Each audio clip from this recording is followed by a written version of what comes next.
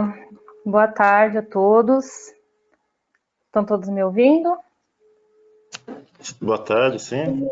Boa tarde. Boa tarde. Ótimo.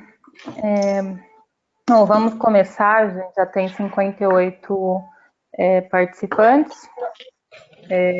Bom, bem-vindos a todos e todas. Meu nome é Bianca, eu agradeço, né, em nome do Programa de Políticas Públicas, a presença, né, de todo mundo, dos debatedores, dos participantes.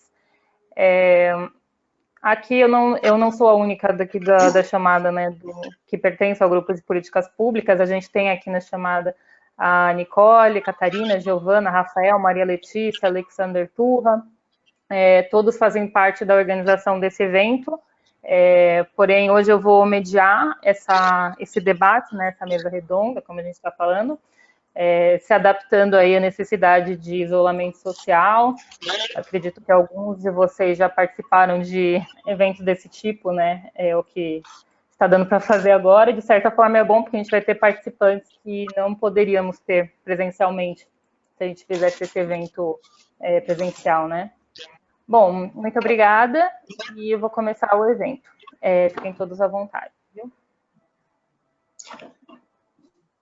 Obrigado. Pode passar o slide, Nicole, por favor. Bom, a estrutura do evento vai ser a seguinte, aqui do lado esquerdo, né, da tela. Todos estão vendo o compartilhamento de tela, né? Vamos ter aqui as boas-vindas aos acordos, a apresentação do programa de políticas públicas, a apresentação dos convidados, a fala dos convidados e depois a abertura para perguntas e considerações finais. E como acordos de convivência durante a chamada, a gente pede para que vocês mantenham o microfone e a câmera desativados, com exceção dos debatedores, para evitar possíveis interferências e não sobrecarregar a rede também. E a gente pede respeito ao posicionamento individual de cada um, respeito ao momento de tempo e espaço, ao momento, tempo e espaço de fala de cada um, e respeito entre gêneros também. E vocês podem interagir à vontade pelo chat aqui da plataforma e fazer perguntas. A interação com os debatedores vai ser principalmente através de perguntas feitas pelo chat. E essas perguntas vão ser filtradas pela equipe, se tiver muitas perguntas ou tiver perguntas muito semelhantes, vão ser filtradas pela equipe. Depois da fala dos debatedores, a gente vai expor essas perguntas em um momento para respostas. E, se possível, no final, dependendo do tempo que a gente tiver restante, no final do evento, podemos ter intervenções orais e falas menores, mas a gente quer ressaltar aqui que a gente vai dar preferência à representatividade em questão desse assunto. Então, se a gente tiver alguma pessoa diretamente afetada por essas questões, pescadores, pescadoras, membros de comunidades, de movimentos, de populações tradicionais, pode deixar aqui a sua manifestação, caso queira fazer alguma intervenção, fazer alguma fala no final do nosso evento. E daí a gente pede para vocês deixarem aqui no chat, escreverem o nome, escreverem de onde representa, se representar alguma instituição, alguma rede, deixar aqui no site que a gente vai abrir essas falas ao final. Nosso evento vai até às 16 horas, o convite que vocês receberam estava lá de 14 às 19, mas o nosso evento vai bater no máximo às 16 horas. E pode passar, por favor, Nicole. E é isso. Passa o slide, por favor. Bom, apresentando agora o nosso programa de políticas públicas, ele é um programa de ensino, pesquisa e ação política dentro do Instituto Oceanográfico da USP.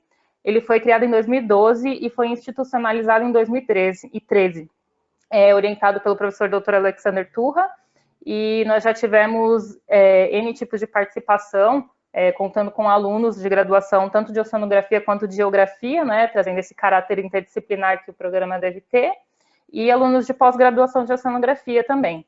Ele está contido dentro da Cátedra da Unesco pela Sustentabilidade dos Oceanos, que foi criada em 2019, e é coordenada pelo Instituto Oceanográfico e pelo Instituto de Estudos Avançados da USP. E o nosso programa ele tem como objetivo a mobilização entre o corpo discente e docente, e a sociedade em questões que envolvam a discussão, elaboração e avaliação de políticas públicas para a região costeira e oceânica em âmbito nacional e agora internacional também. E a gente conta com o apoio financeiro do Programa Unificado de Bolsas e do Instituto Oceanográfico da USP, mas a gente ressalta e lembra a todos que esse programa é aberto e qualquer um pode participar e colaborar com as nossas ações. Pode passar, por favor. Nós temos algumas plataformas de divulgação das nossas ações e também de comunicação. Então, a gente conta com nossa página no Instagram, o nosso e-mail para comunicação. Temos também um site onde a gente vai apresentar um repositório de links que estão sendo usados para arrecadação para as comunidades e povos que estão precisando de auxílio agora nesse momento. Então, alguns links já estão lá e outros links que já foram enviados também a gente vai atualizar hoje ainda. E a gente pede também que, caso vocês tenham algum meio de arrecadação, conheçam algum meio, enviem aqui no chat, porque a gente vai fazer esse levantamento e fazer uma ampla divulgação também. E também temos nosso Facebook. Pode passar, por favor. Bom, e no nosso debate de hoje, nós temos nossos 3 convidados. Agradeço desde já a participação de vocês, são nomes muito importantes vão ser nomes muito importantes nessa nossa discussão que vem a seguir. E, primeiramente, temos o professor Dr. Cristiano Ramalho, que vai falar sobre a crise do Covid-19 e os impactos sociais da pesca artesanal de Pernambuco. Ele é doutor em Ciências Sociais pela Universidade Estadual de Campinas e professor associado do Departamento de Sociologia da Universidade de Pernambuco, UFPE. E é um dos integrantes do comitê UFPE SOS Mar, que tem como finalidade estabelecer ações relativas aos danos causados pelo óleo nas praias do Nordeste. Ele trabalha nas áreas de Sociologia de Pesca, Socioantropologia Marítima, Sociologia Rural e Sociologia do Trabalho. Seja muito bem-vindo, Cristiano.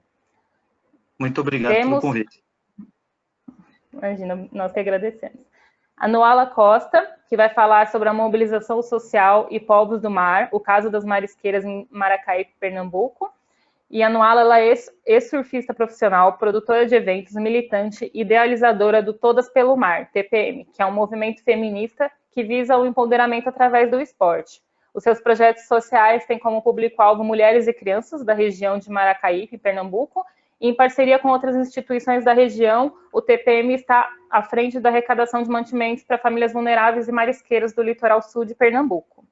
Seja muito bem-vinda, Noala. E muito obrigada pela participação. Muito obrigado. O nosso terceiro debatedor, Santiago Bernardes, vai falar sobre Covid-19, impactos e reações no território das comunidades tradicionais do litoral norte paulista e sul fluminense. O Santiago ele é caiçara do litoral norte de São Paulo, é graduado em Ciências Biológicas, escritor, que já lançou obras como Palavra Andando, O Livro do Mar e O Livro da Terra. É pesquisador da Fiocruz e articulador em Ubatuba do Fórum de Comunidades Tradicionais Angra, Paraty e Ubatuba. E atua em juízo da defesa das comunidades tradicionais indígenas, caiçaras e quilombolas da região da Bocaina e de situações de conflito. Seja muito bem-vindo, Santiago. Obrigado pela sua participação. Obrigado, boa tarde a todas e todos. Obrigado pelo convite aí. Valeu. E agora eu vou passar a fala brevemente para o Alexander Turra, o orientador do nosso grupo. Está aqui na chamada ainda. Alexander, você me ouve?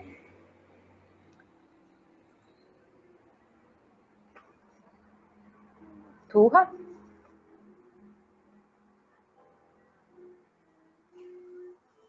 Só um minutinho, pessoal.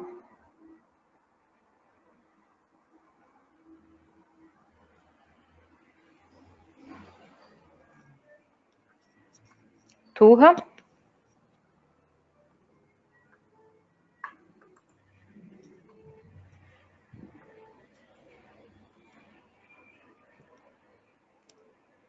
Turra, me ouve? Acho que ele está travado, talvez. Vocês me ouvem normalmente? Sim, escuto, Bianca, normalmente. Tô ouvindo então bem. Acho que talvez o Turra tenha travado.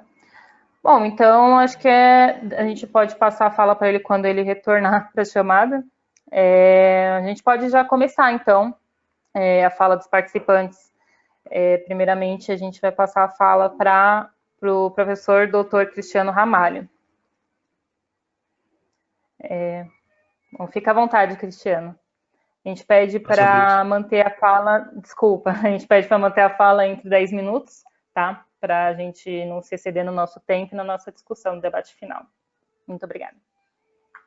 Mais uma vez, eu agradeço pelo convite, né, e parabenizo pelo debate, né, pela organização do tema e pelo esforço feito também, né, a USP, aí o programa, ao convite que foi, o primeiro contato feito através da Nicole também, a quem eu muito agradeço.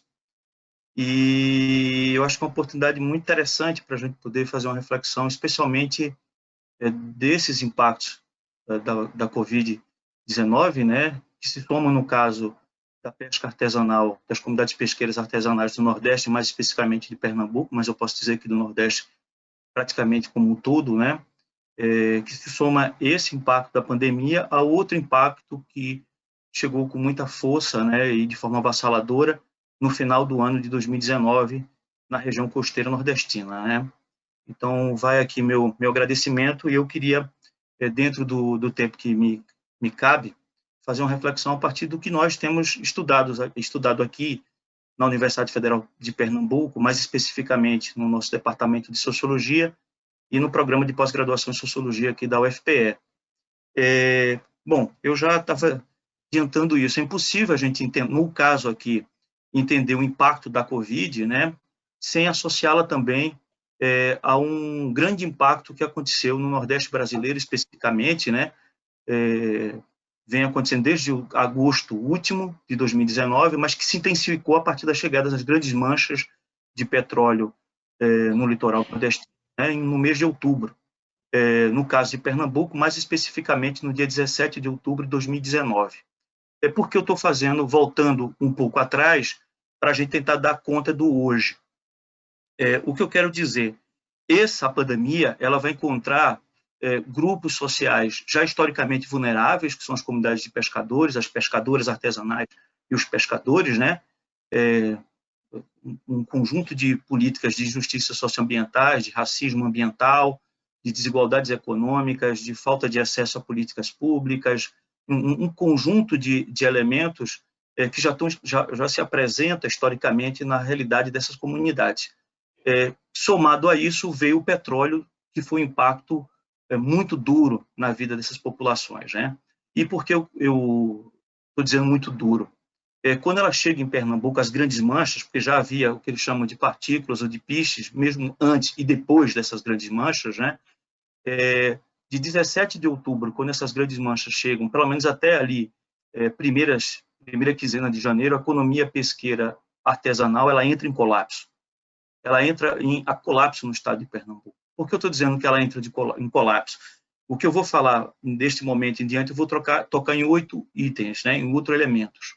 Isso se baseia em pesquisas que nós levantamos, em entrevistas feitas com comunidades pesqueiras em toda a faixa litorânea do estado de Pernambuco, do litoral norte ao litoral sul e na região metropolitana também do Recife, né? Nós entrevistamos 80 pessoas durante esse período de impacto, que eu estava me referindo aqui.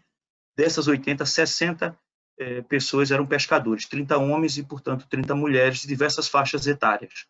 Os outros 20, o restante do grupo pesquisado, nesse período que vai de 24 de outubro a 14 de fevereiro, ou seja, mesmo pós, digamos assim, a chegada das manchas, mas os pistes ainda estavam presentes, também concentrou-se em comerciantes de pescados, atravessadores, artesãos de barcos, ou seja, a gente tentou, de certa maneira, dar conta, minimamente, que fosse minimamente possível, da cadeia produtiva que cerca a pesca.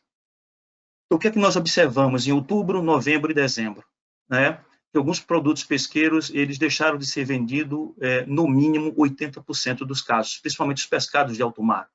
No caso da produção pesqueira feminina, diretamente ligada às mulheres, o marisco, né, e, enfim, a ostra, esse colapso chegou a 100% nas vendas, a queda foi de 100%. Então, o trabalho feminino, se todo o conjunto da pesca foi afetado, o trabalho pesqueiro feminino foi ainda mais afetado, né? Ou seja, de forma geral, houve um colapso na pesca, né, uma queda considerável, mas ele afetou basicamente essas regiões de estuário, onde o impacto estava mais visível e foi mais notado. O que eu queria retomar aqui para dizer o seguinte, aí alguém pode dizer, mas olha, então se caiu 80%, 20% continua vendendo. Vendia com um preço muito abaixo do que existia anteriormente, né? Nós tivemos a oportunidade de visitar algumas comunidades, alguns mariscos quilos de mariscos chegaram a ser vendidos a 5, 8 reais o quilo, né? O que era, nesse período de alta, de verão, onde a produção pesqueira tem um aquecimento por conta disso, foi uma queda considerável. Bom, quando esse período mais grave começa a diminuir, não que ele foi superado, entre segunda quinzena de janeiro até o final do mês de fevereiro, início de março, né, a venda começa minimamente a ser retomada, não por investimentos ou ações de governos, por estímulo de políticas públicas, mas porque neste período, né, historicamente, é um período de verão, né, onde o consumo de pescados aumenta consideravelmente, isso vai mais ou menos até a Semana Santa.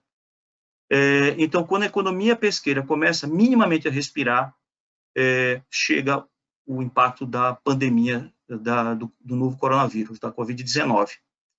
Essa pandemia vai pegar um grupo social profundamente já vulnerável historicamente, mas essa vulnerabilidade ainda mais agravada, né, num curto espaço de tempo pelo impacto do petróleo. Né, você vai ter praticamente uma combinação geográfica e histórica de dois acontecimentos extremamente graves na vida da pesca artesanal. O petróleo e agora a Covid. Né? Então, eu vou agora me ater, eu falei em primeiro momento desse impacto do petróleo, agora eu vou dizer em que condições, para vocês perceberem, em que condições chegam essas comunidades pesqueiras para enfrentar essa pandemia. Ou seja, profundamente fragilizadas economicamente, ambientalmente, por conta do impacto, né, as relações de trabalho também fragilizadas, a ausência de políticas públicas, não só no âmbito federal, que é mais grave, o ente federal é o principal sujeito disso, mas também no âmbito do governo do Estado e dos municípios, houve uma ação muito frágil em atendimento às demandas destas populações, né? Uma ação frágil em relação a isso. Então, e agora na pandemia? Eu vou dedicar agora os meus minutos finais para falar como é que isso se somou e a gravidade disso. Tá bom? Nós, remotamente, nós conseguimos entrevistar deixa eu ver aqui perfeitamente, de 16 de março a 30 de abril, mais um grupo de 30 pescadores e pescadoras, né? Sempre repartindo a questão de gênero. Chegou a 36 o número de pessoas entrevistadas por nós para tentar entender o impacto do Covid. E essas entrevistas, inclusive, têm gerado podcasts, que nós chamamos que são os programas Vozes da Pesca Artesanal. Está disponível na internet e vocês podem acessar, e lá estão vários relatos de comunidades pesqueiras sobre esses impactos, de pescadores e pescadoras. Bom, o que esse impacto tem produzido? Ele se soma, evidentemente, aos impactos que aconteceram anteriormente. Volta-se a ter uma paralisia da economia pesqueira, em absoluto, né? A gente pode dizer que há uma situação, de novo, de calamidade em relação à pesca, não só a pesca, mas eu estou falando o seguinte, porque a pesca enfrenta outro drama, né? Ela enfrenta um passivo ambiental, econômico, político, gerado anteriormente pelo petróleo. Essa é a primeira coisa a se resgatar. E aí, evidentemente, a necessária quarentena é feita, e essas populações se viam ainda mais fragilizadas também, porque não foi combinado a isso uma ação política do Estado efetiva, que pudesse, enfim, amparar esses grupos nesses dois momentos de gravidade. O impacto ambiental que eu já relatei, e um fenômeno que começa a ficar muito comum nas comunidades pesqueiras, mesmo aquelas fora da região metropolitana do Recife, que é o fenômeno da fome. Uma coisa é as comunidades pesqueiras dizerem que são pobres, mas é normal você ouvir que elas não são miseráveis, ou seja, o fenômeno da fome não era algo comum presente, e ele passa a ser um elemento social presente nessas comunidades, nesses dois impactos, do petróleo e também agora com a pandemia do novo coronavírus, né? E essa é uma dinâmica histórica incomum para muitas dessas comunidades. Não estou dizendo que todas, mas a maioria dessas comunidades, elas desconheciam essa força do fenômeno da fome como agora conhecem, né? Trazida pelo petróleo, superada minimamente e agora de novo incorporada a essa questão. Um outro fenômeno também importante que deve ser considerado, que são as sociabilidades que são silenciadas tanto no petróleo como na pandemia. Os trabalhos coletivos, os encontros, os trabalhos nos barcos, o quião, a partilha, essa própria sociabilidade rica da pesca, seja das marisqueiras, seja dos trabalhadores, são silenciados nesses momentos. E vale dizer, esse trabalho, no caso das comunidades pesqueiras, ele tem outra forma de compreensão para essas populações. Ele é entendido como arte, como liberdade, como autonomia e como beleza para muitos desses grupos. Então, você vê isso silenciado, essa relação de autonomia que o trabalho permite, de liberdade que o trabalho da pesca permite, e essas sociabilidades ricas, ancestrais, tradicionais, que o território pesqueiro possibilita a partir da riqueza desse modo de vida. Um outro elemento também que é silenciado e que aparece com muita força agora, está silenciado, mas vai surgir com muita força, que a gente tem resgatado nos podcasts, é os dramas psicológicos individuais. Né?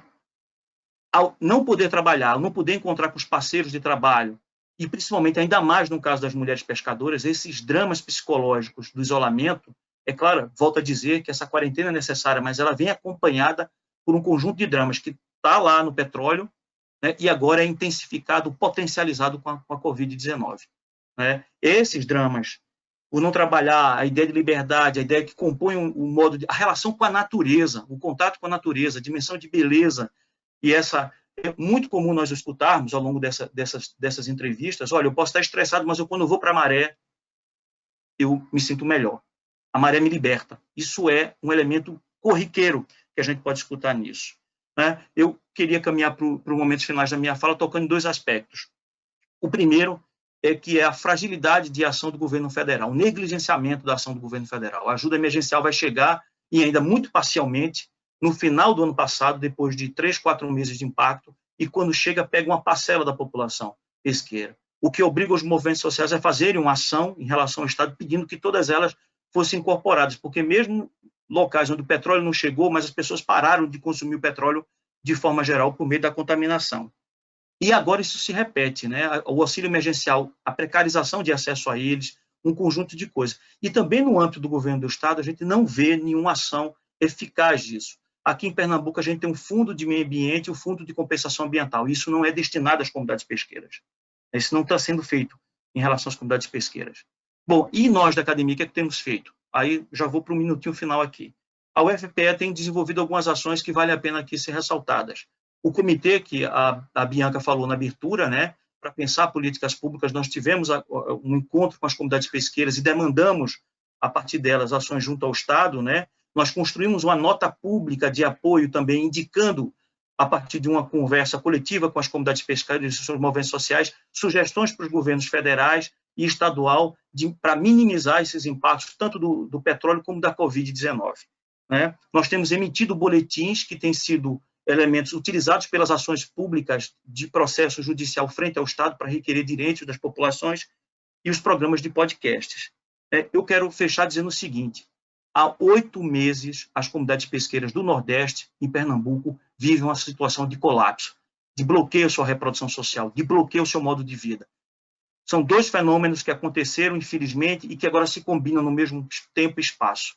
São 8 meses em que esse modo de vida se vê mais ainda ameaçado do que já era anteriormente. Eu queria terminar dizendo isso. Esse modo de vida ele está agora em colapso e ameaçado terrivelmente por esses 2 impactos que eu falei ao longo dessa minha exposição. Então, muito obrigado, fico aberto ao debate. Muito obrigada, Cristiano, pela sua fala, muito forte, sua finalização. É uma pena mesmo a gente ver essa ausência, né, de ações do governo federal, a ausência desse fundo de compensação ambiental, como se as comunidades não fizessem parte, né, desse meio. É importante a sua colocação, sim, sobre o nosso papel como academia, visto que grande parte das pessoas que estão nessa reunião também são acadêmicos, né, que a gente fez quando as pessoas se inscreveram, né, no nosso momento de inscrição, tinha lá a instituição que representava e muitas pessoas eram do meio acadêmico. Então fica aí, né, a provocação de como que a gente pode contribuir com isso. E quanto ao podcast, a gente vai divulgar também o podcast de vocês. Eu já cheguei a ouvir, eu achei muito legal, muito interessante e muito representativo também, né? O pessoal da comunidade participa, isso é muito legal. E, bom, agora eu vou passar a fala para a Nuala para dar continuidade à nossa discussão. Nuala, está nos ouvindo? Muito obrigada, Cristiano. Sim. Olá, Boa. boa tarde a todos. Mais uma vez, agradecer pelo convite, agradecer a Nicole, que me convidou diretamente. Me sinto muito lisonjeada em estar aqui com vocês. Vou tentar fazer um resumo da minha história para dizer por que eu cheguei até aqui. Meu nome é Nuala Costa, eu tenho 38 anos, sou natural do Rio de Janeiro, e vivo aqui em Maracaípe desde os 7 anos de idade. Vim com a minha mãe e os meus irmãos aqui aos 7 anos de idade. Eu cresci junto com a comunidade, com as comunidades, né? Quando a gente chegou aqui, eles tinham 3, 4 casas, e hoje existe 180 famílias numa e 600 famílias em outra. Então, eu cresci com a comunidade. Eu fiz parte de um projeto social quando eu era adolescente, de esporte, de surf, e foi esse projeto que me deu a oportunidade de sair da comunidade e começar a conhecer outros lugares e a crescer em outras culturas. Enfim, sou mãe de um menino, o Aron, ele tem 10 anos, ele mora com o pai dele agora. Espero que ele venha morar comigo esse ano, mas agora com isso de pandemia fica mais complicado. Sou idealizadora do movimento TPM Todas para o Mar, fui surfista profissional há uns anos e parei de competir pela invisibilidade das mulheres, principalmente as mulheres negras e nordestinas, e eu fui uma ótima surfista invisível, e aí eu tive que parar de competir e buscar a vida por essas questões, e em 2016 eu tive um insight e decidi criar um movimento que agora está se transformando em associação, que é a TPM Todas para o Mar.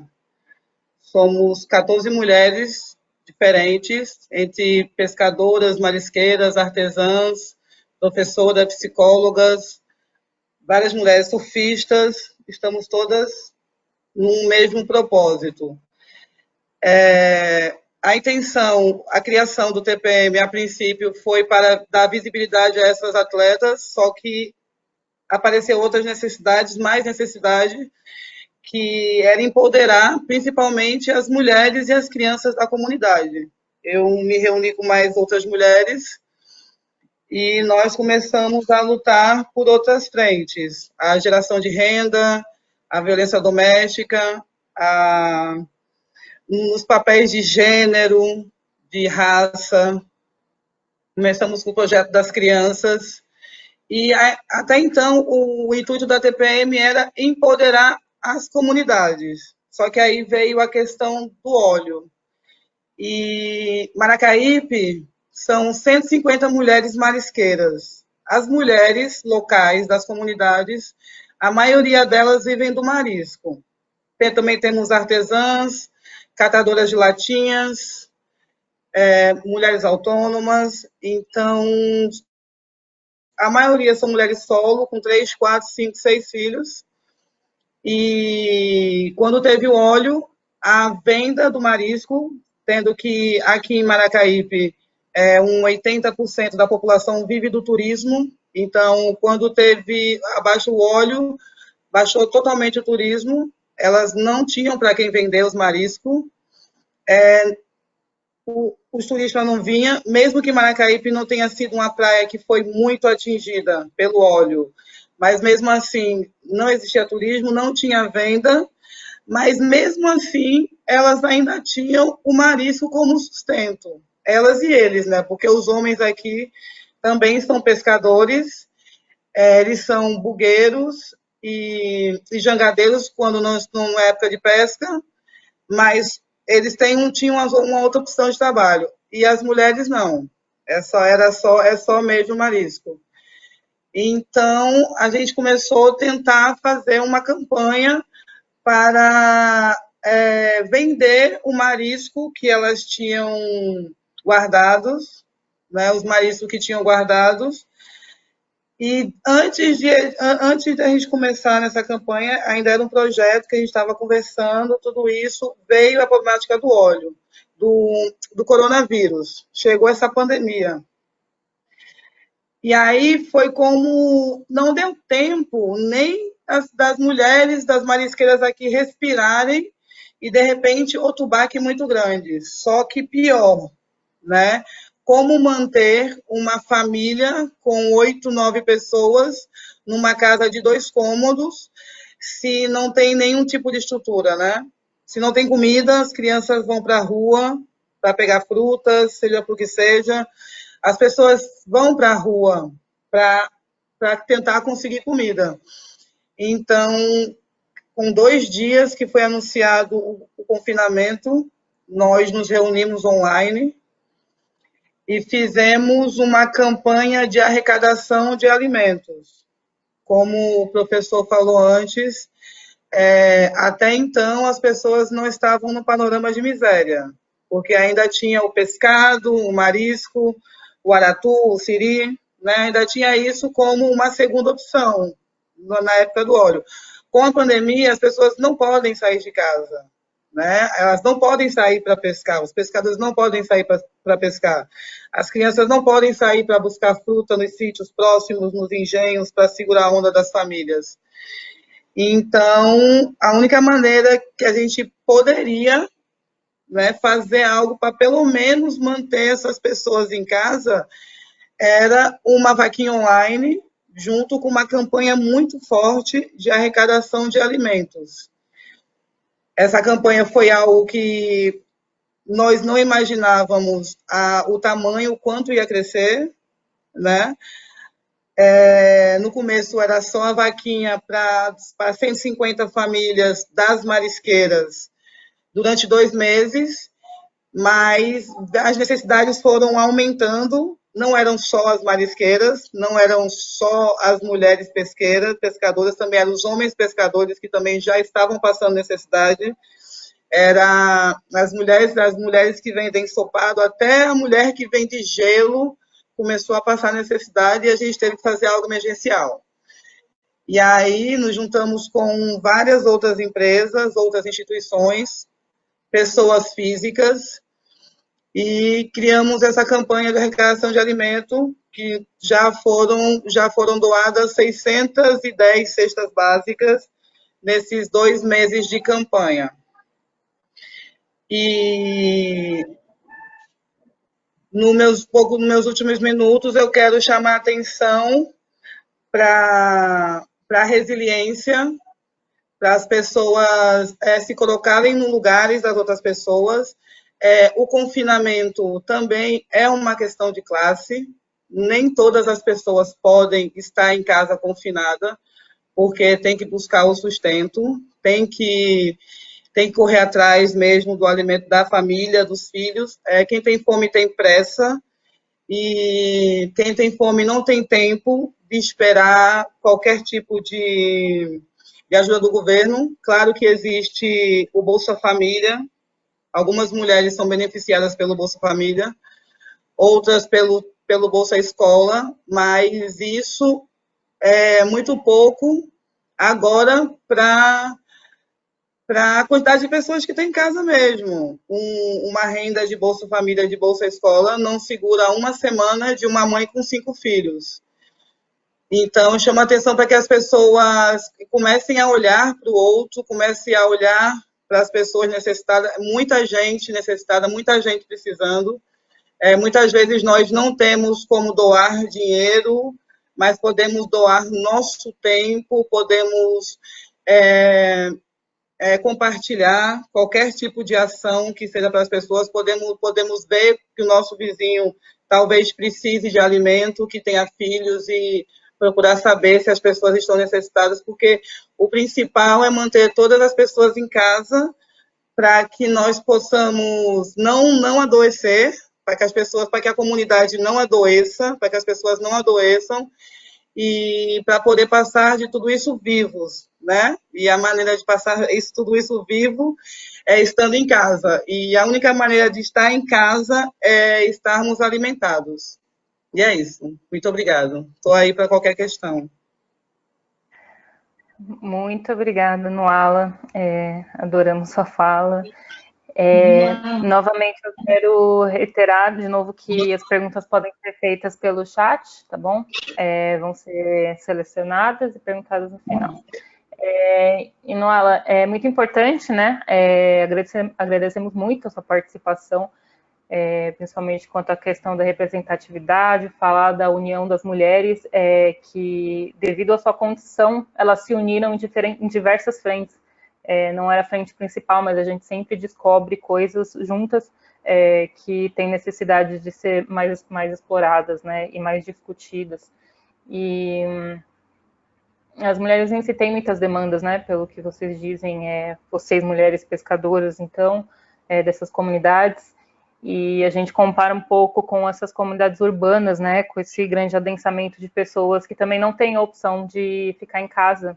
Por isso que você falou, o confinamento é uma questão de classe e quem tem fome tem pressa.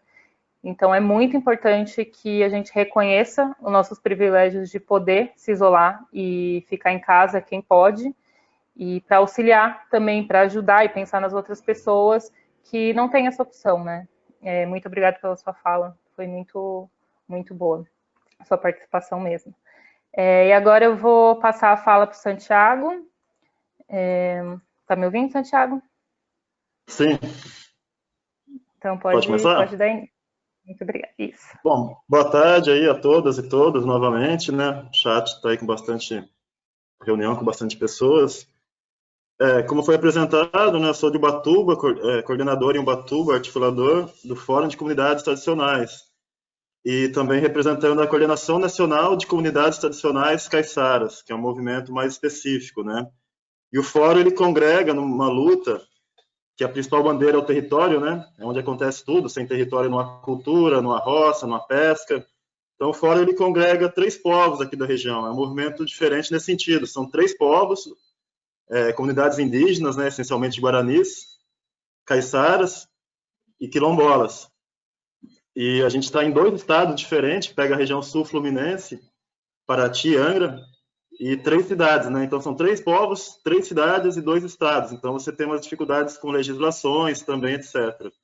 E dentro desse contexto, nesse panorama do impacto nas comunidades tradicionais, claro que as que estão mais próximas do mar, as que sofrem mais nesse sentido, mas aqui a gente não teve, por exemplo, a questão do óleo, não chegou até aqui. A nossa questão referente ao mar, o Covid, é claro, pega todas as comunidades, né, todas as pessoas.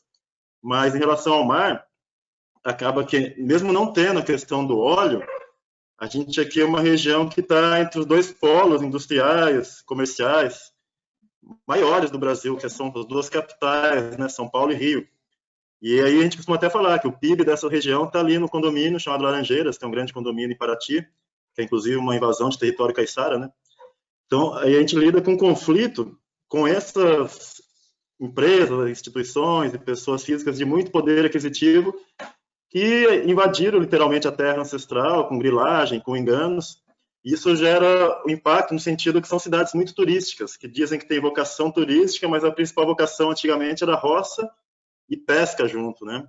Então, quando você, mesmo não tendo a questão do impacto do óleo, mas você tem uma área turística de grande poder aquisitivo e também de um turismo de massa, como essas regiões, essas cidades, o que está havendo bastante, que a gente tem registrado aqui, é uma nova invasão, digamos, porque há decretos estaduais de quarentena, decretos municipais, há recomendações do Ministério Público para garantir o isolamento social, e não só isolamento, como assistência necessária e devida pelas instituições públicas, que está sendo bem eficiente, seja municipal, seja estadual.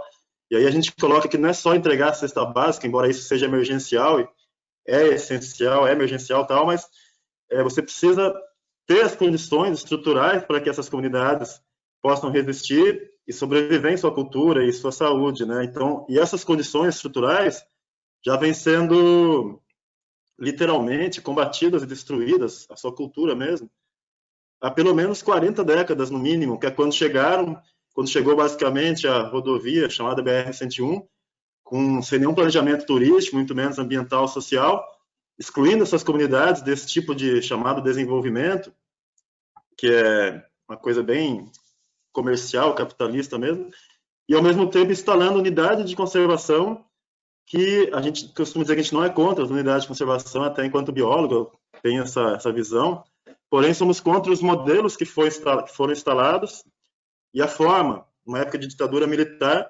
modelos de proteção integral, que não se congregam com a maneira de vida dessas comunidades que foram marginalizadas em suas práticas, a pesca artesanal, a roça tradicional. Então, diante desse contexto, o Fórum surgiu, o Fórum de Comunidades Tradicionais, em 2007, para combater tudo isso, né, garantir o direito ao território. E aí, a partir de 2010, a gente tem uma parceria com a Fundação Oswaldo Cruz, também, da qual também faço parte enquanto pesquisador.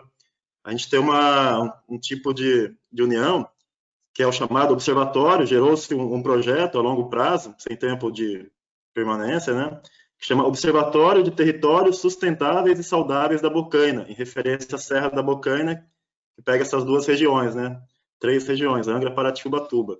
Esse observatório, através da Fiocruz, nos ajuda bastante, é uma parceria grande, e ali a gente pratica o que chama de ecologia de saberes, que é a junção do conhecimento acadêmico com o conhecimento tradicional, sem um negar ao outro, como o acadêmico muitas vezes fez com o tradicional, excluindo e marginalizando a pesca artesanal, por exemplo. Ela é muito criminalizada por leis arbitrárias e interpretações arbitrárias da lei existente, né? Então, nesse sentido, você tem uma diminuição, não tanto da produção do pescado, porque, como o óleo não chegou aqui, está viável a pesca, e não é uma atividade proibida, porque é uma atividade essencial. Porém, você tem uma dificuldade que antes mesmo da pandemia já ocorria, que é o escoamento dessa produção pesqueira. Antigamente, a dificuldade passa muito por a questão do atravessador, desvalorização do trabalho da pesca artesanal, a invisibilidade das mulheres na pesca artesanal, isso acontece muito. Você pega, por exemplo, as mulheres que na nossa região trabalham numa atividade da pesca, como o próprio remendo de rede, fora as que vão para o mar também, mas as que ficam na terra fazendo atividades também ligadas à pesca, como o conserto do peixe, que é tratar o peixe, limpar o peixe e tal, elas nem são consideradas como pescadoras, enquanto pescadoras. E aí você tem um governo que acaba de colocar que o benefício não é para essas pessoas, não é para os pescadores artesanais, dentre várias outras categorias que não foram agregadas nesse decreto do auxílio emergencial, né? Então você tem esse impacto da diminuição do escoamento, que já tinha uma dificuldade em cima disso, de atravessadores, né?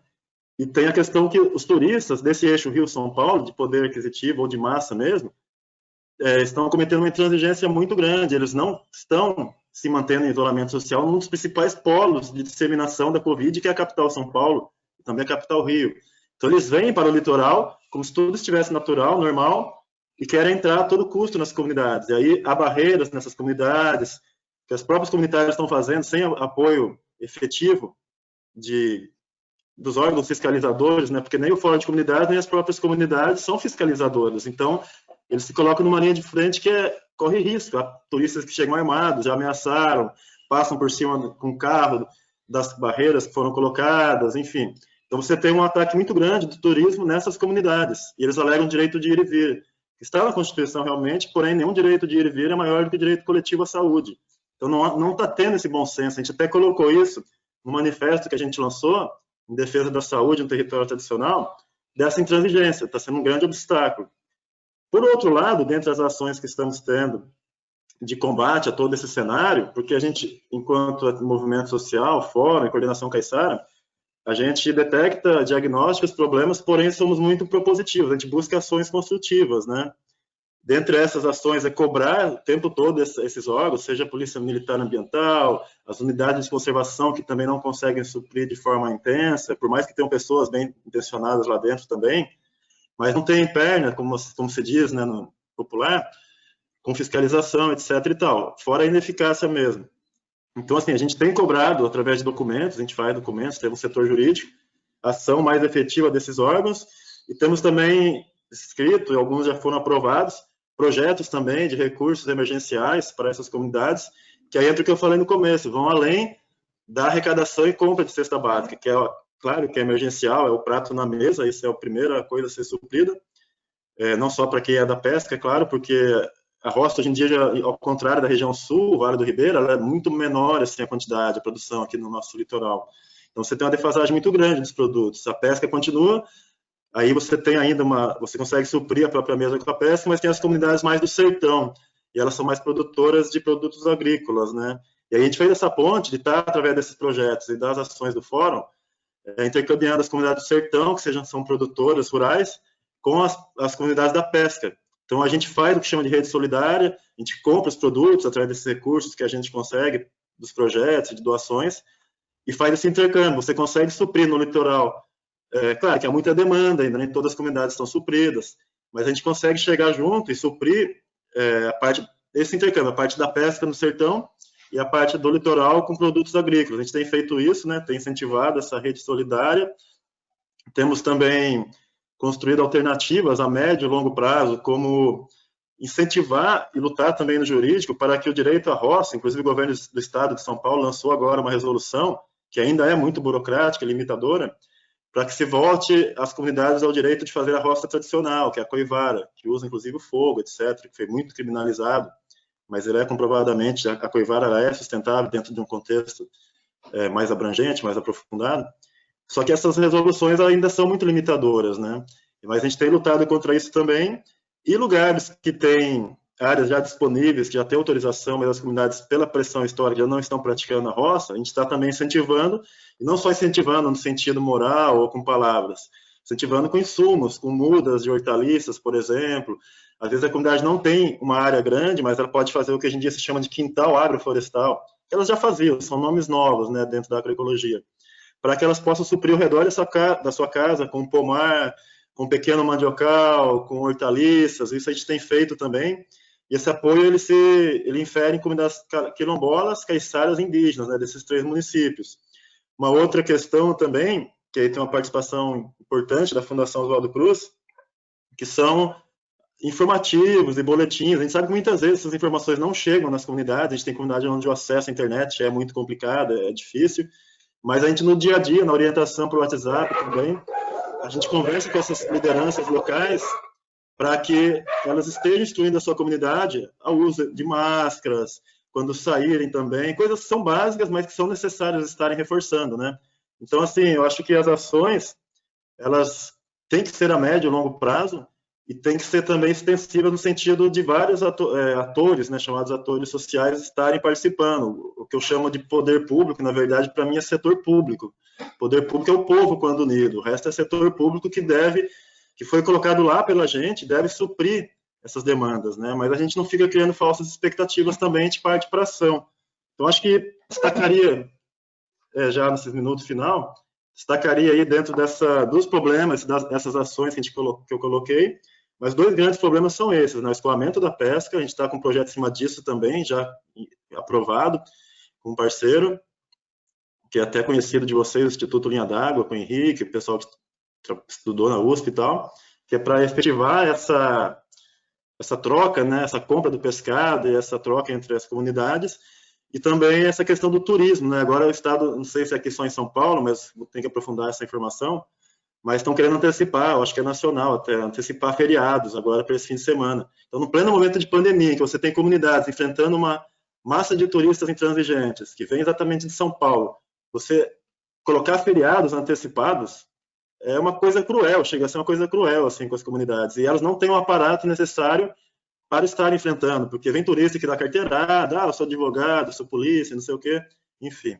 Então, acho que deve estar dando o tempo final, mas a gente está aí na disposição, tem para responder, eu mandei alguns links ali no chat, para conversar com o pessoal, do que a gente está fazendo, do que a gente está buscando parceria, só para finalizar mesmo, eu lembrei agora de um detalhe importante, a gente está participando também de uma coisa puxada também pela UFBA, né, da Bahia, e entre vários outros parceiros e regiões, Pernambuco participa também, que é o Observatório dos Impactos do Covid-19 em Comunidades Pesqueiras, que lança boletins constantes, né?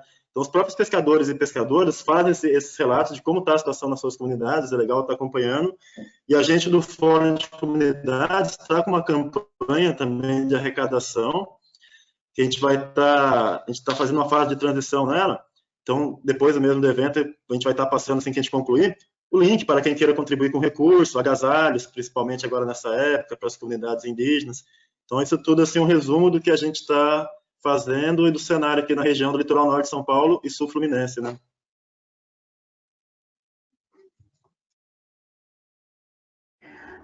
Muito obrigada, Santiago. Muito legal sua fala. Eu queria até reiterar que hoje foi muito importante você chamar esse tema da questão do passeio, né? O passeio à praia, que as pessoas estão fazendo. E uma frase muito interessante que você falou é que nenhum direito de vir é maior do que o direito coletivo à saúde. Então, é bom deixar isso muito claro aqui, principalmente tem muitas pessoas aqui na chamada também, imagino, né, que a gente, por ser de São Paulo, às vezes se acha no direito, né, de ir passear na praia, acha que vai conseguir se isolar na praia, então é bom, de vez em quando, a gente ficar bem esperto, né, pensar nas pessoas que estão morando lá, pensar na estrutura de saúde que eles têm lá, diferente do que a gente tem aqui em São Paulo, apesar de tudo estar indo para um caminho de colapso, mas se manter, né, isolado onde está, não ficar fazendo esses passeios à praia.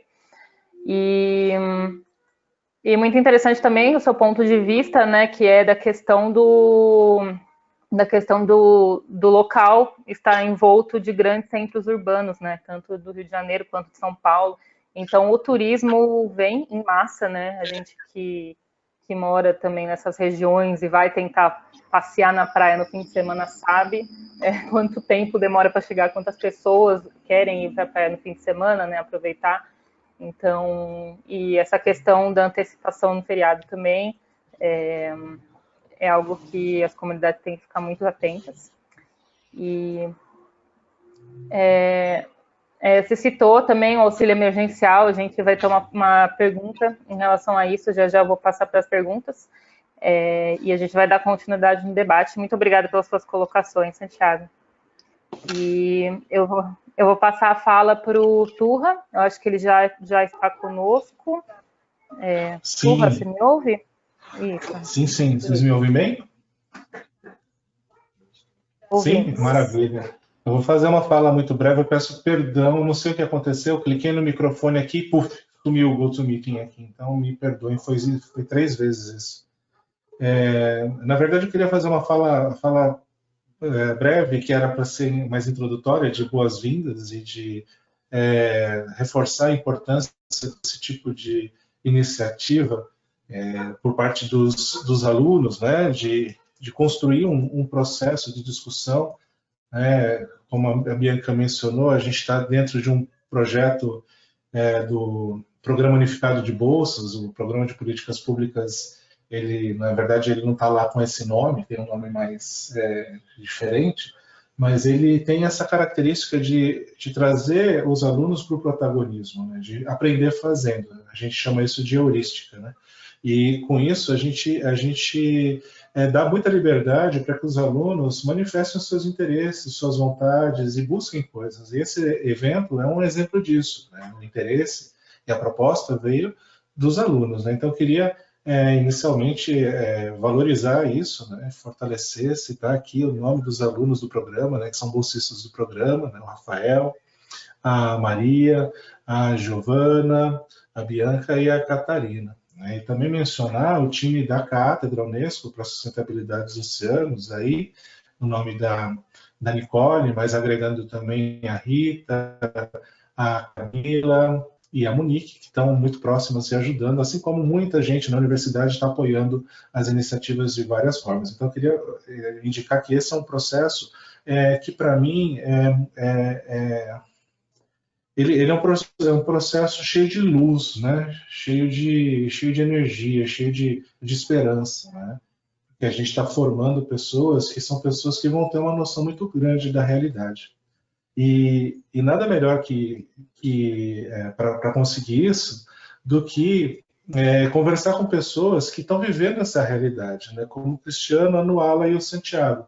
Diferentes realidades em diferentes locais e trazendo inputs que dão uma noção muito grande de realidade para essa formação dos alunos, mas também para a sociedade como um todo, que é entender, sob a perspectiva das comunidades tradicionais, os povos do mar, né, o que é essa pandemia, o que é essa novidade que nos pegou muito de surpresa, né? Poderia não ter sido tanto surpresa, mas acabou sendo, indicando para a gente a fragilidade desses povos, que são grandes minorias, né? Em todos os aspectos. Embora tenham toda a sua grandeza entendida por muita gente que consegue estudar e consegue entender o papel histórico e recente dessas comunidades, né? Então, é muito interessante que a gente fala dessas comunidades, parece que elas estão distantes, né? E, na verdade, somos todos um grupo só. Mas é importante a gente frisar isso, porque, e aí, né, o Cristiano mencionou a questão do óleo, inicialmente, eu reputo ao óleo uma coisa semelhante ao que está acontecendo agora com a pandemia, que é essa questão dos impactos serem gerados em algum lugar, os problemas serem gerados em algum lugar e, de repente, eles serem sentidos em locais muito específicos por populações muito, muito vulneráveis. No óleo foi assim, né? E agora está sendo assim também, né? Então, a gente tem aí uma questão muito séria relacionada a estar embarcado em confinamento, né? Em embarcações, especialmente as industriais, que ficam 15 dias fora, a pessoa passa mal e não sabe, né? Não sei, não tem o que fazer. Ou mesmo, né, que você tenha que pescar e o que você faz com o seu pescado, você precisa vender, então você acaba se expondo em regiões, né, em locais onde, né, muitas pessoas podem transmitir o vírus. E com isso é importante que as comunidades tradicionais também fiquem em casa, né? E para ficar em casa, elas precisam de um apoio, assim como outros grupos, né, sociais têm recebido. E não dá para entender por que esse veto do presidente a esse auxílio que foi pensado para ser estendido aos pescadores, aos agricultores familiares. Eu não consigo entender, não faz o menor sentido para mim.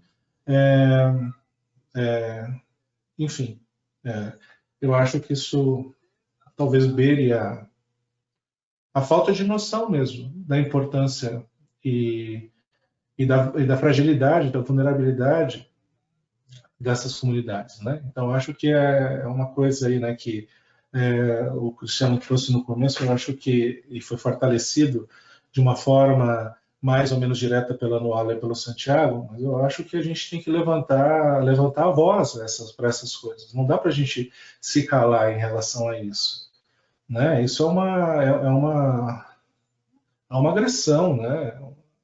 É uma coisa que não dá nem para descrever, né?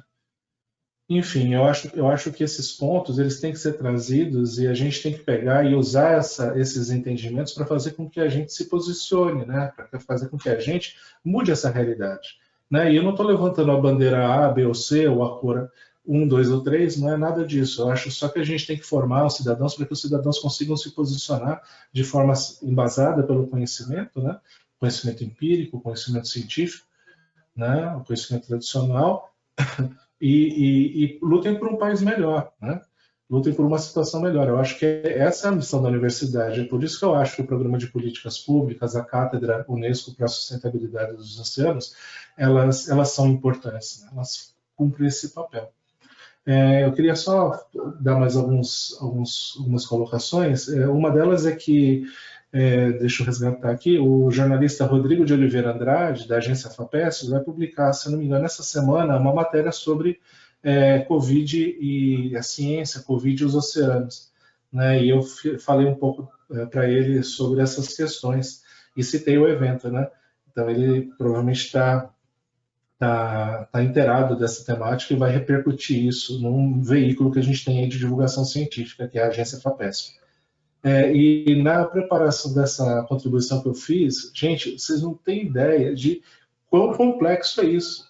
Eu comecei a falar, poxa, Covid e os oceanos, né? Qual a relação? Aí você começa a pesquisar, começa a ver e, na verdade, se abre um mundo na sua frente. Por exemplo, há todo o entendimento de que está aumentando pirataria e pesca ilegal em alto mar por conta da redução da fiscalização, porque as marinhas, né, a marinha dos diferentes países e a guarda costeira está direcionando seus esforços para a frente de combate ao Covid. Mas, uma coisa. Outra coisa é a questão da poluição atmosférica, que tem sido falado, a poluição do ar, mas, por outro lado, tem muita geração de embalagens, então isso está sobrecarregando os serviços de limpeza, né, e destinação de resíduos. Enfim, tem alguns elementos assim que a gente às vezes não para pensar, mas que estão envolvidos nessa discussão toda. Mas acho que a principal coisa em relação aos oceanos ou em relação ao ambiente é que você discutir, né? Olha só, o ambiente está melhorando, né? E aí as pessoas entenderem, não, mas espera aí, né? Você não está fazendo uma contraposição em relação, olha, está morrendo gente, mas o ambiente está melhorando. De forma alguma. Isso seria uma aberração.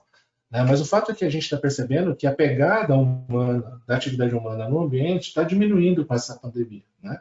Com essas restrições e tal. Então, isso pode indicar para a gente claramente qual é esse tamanho dessa pegada. Aqui em São Paulo, a gente está conseguindo ver o céu.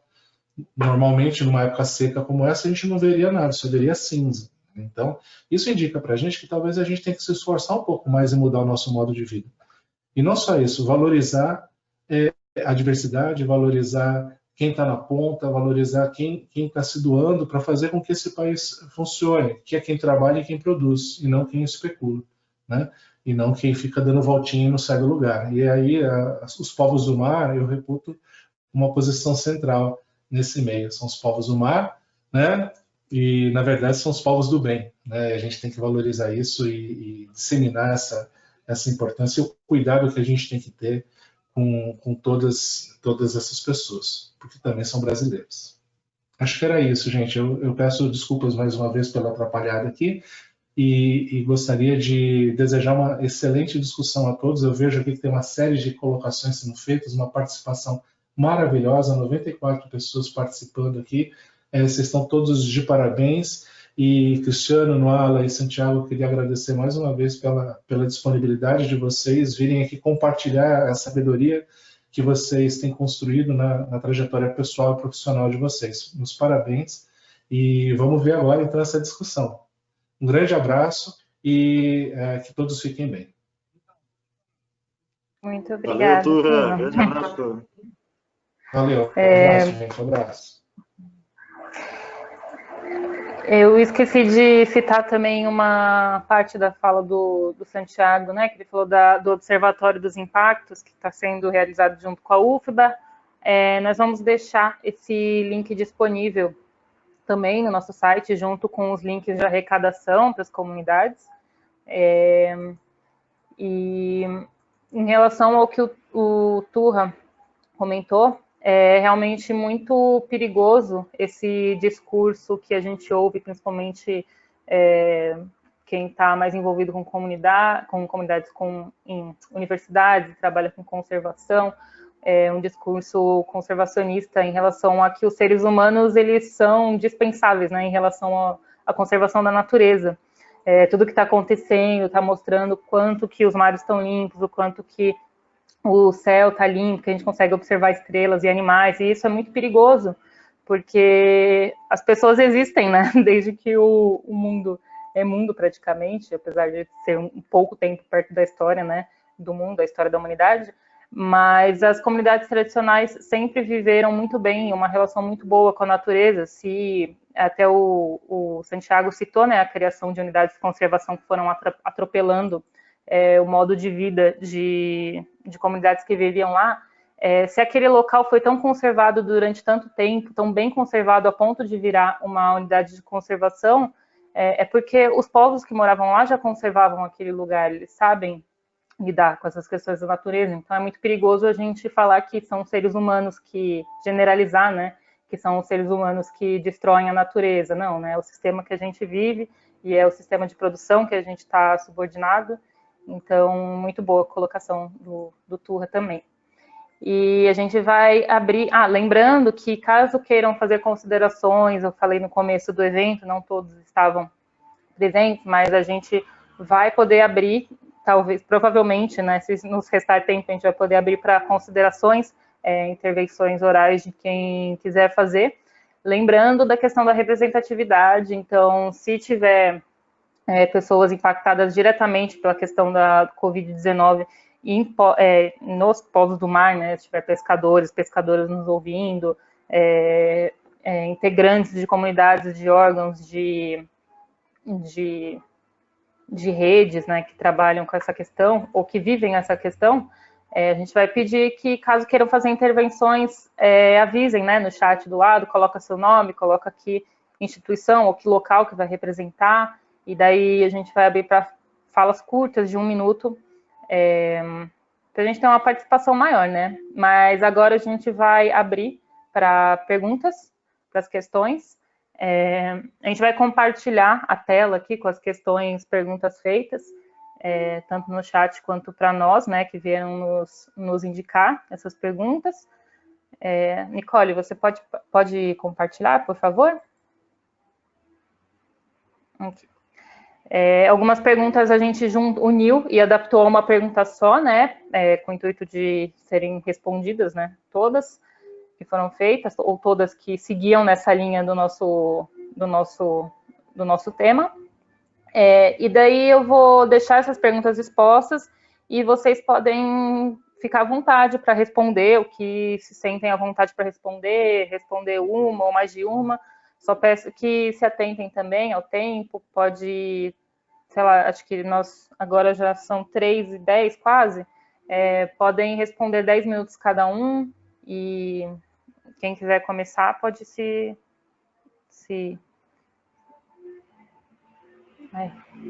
pode ativar o microfone e responder.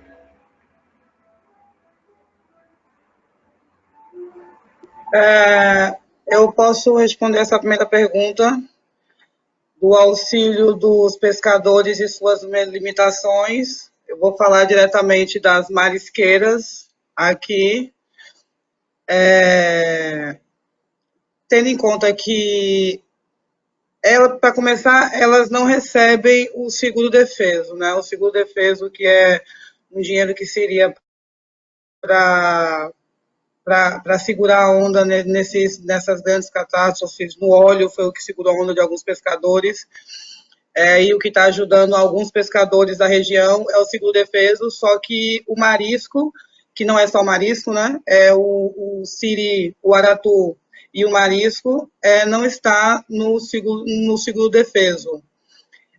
O auxílio, algumas dessas mulheres, elas estão recebendo o auxílio do governo através do Bolsa Família, né? Só que isso não é uma maioria, tendo em conta que tem muitas pessoas que não têm telefone, não têm acesso e não sabem ler. Tem muitas mulheres que não sabem ler, que não têm acesso e não têm como receber esse auxílio. E aí existem alguns programas que ainda acontecem, como o BEM. Eu não sei se o BEM é algo do governo federal, mas tem o BEM, que é um outro auxílio emergencial também. E essas marisqueiras não estão incluídas também nesse BEM.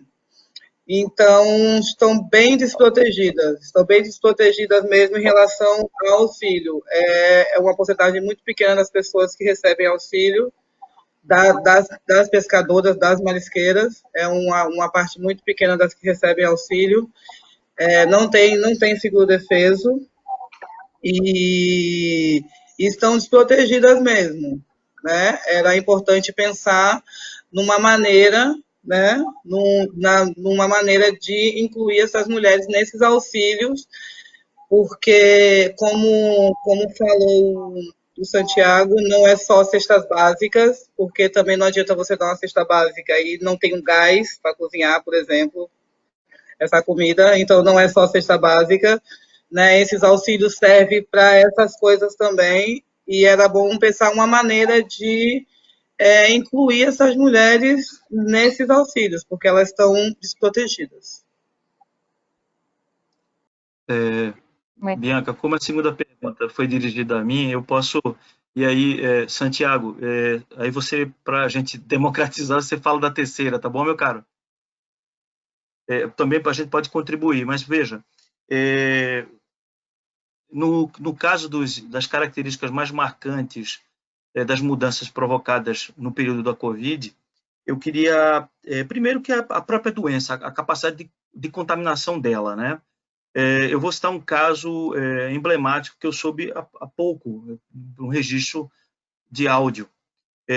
O governo do estado liberou alguns kits, não cesta básica, mas kits de alimentação, ou seja, que é inferior à cesta básica. O governo do estado de Pernambuco liberou para alguns pescadores, e uma representante de uma dessas associações, ou seja, a colônia de pesca de Itapissuma, surpresa estava até hoje, porque vários pescadores e marisqueiras e pescadores não foram buscar esse kit de alimentação. E ela, enfim, fez contato via telefone para saber as razões e tal. boa parte desses trabalhadores do mar, desses povos das águas, desses homens e as mulheres das águas, não tinham ido porque estavam contaminados, provavelmente, pelo Covid-19. Estavam guardando a quarentena, não só eles, mas a sua família inteira apresentavam sintomas. Então, não foi um caso isolado de uma pessoa deixar duas, mas ela ficou impressionada com a quantidade de pessoas associadas às colônias que não foram buscar essas cestas básicas. O que eu estou querendo chamar a atenção? O Santiago fez isso. Em um dos podcasts que a gente divulgou, chamado Pesca Artesanal e o Coronavírus, o Novo Coronavírus, o que é registrado lá? Várias comunidades do litoral no Brasil e também aqui no Nordeste estavam preocupadas com a presença de pessoas de fora para passar suas quarentenas. Algumas delas, inclusive, com febre, porque as famílias não queriam essas pessoas em casa, elas iam para suas casas de veraneio. Então, isso foi fartamente denunciado.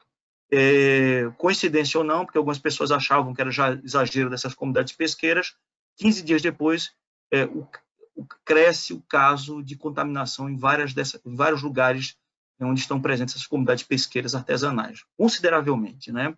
E, sem dúvida nenhuma, dessas razões é que a Covid, evidentemente, pode atingir todo mundo, mas ela tem um recorte de classe e também étnico também. Vale dizer que nos Estados Unidos, ou mesmo em São Paulo, a gente vê o caso de mortalidade entre negros e negras ser bem maior do que outros setores. E agora, como ela se pulverizou mais, ela tem uma capacidade de atingir muito mais os setores populares do que necessariamente, não na mesma intensidade, pode atingir as outras classes, mas com a intensidade muito mais grave ainda nos setores populares e nas comunidades pesqueiras incluídas nesses setores populares fragilizados historicamente.